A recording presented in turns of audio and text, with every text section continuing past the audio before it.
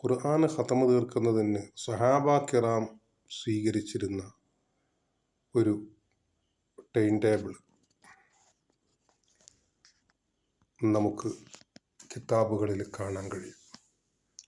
7 ദിവസം കൊണ്ടാണ് അവർ വിശുദ്ധ ഖുർആൻ ഖതം തീർത്തിരുന്നത്.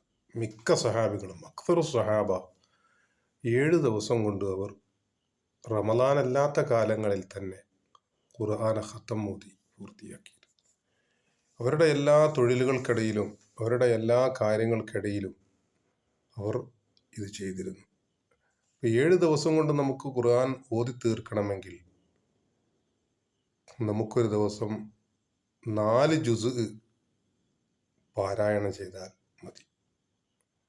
7 4 28 4 ജുസും ഒരു 1/4 ജുസും 4.25 ജുസും നമ്മൾ ഒരു ദിവസം ഓതുകയാണെങ്കിൽ നമുക്ക് 2.5 മണിക്കൂർ മാത്രമാണ് ഇതിന് ചെലവ് വരുന്നത്.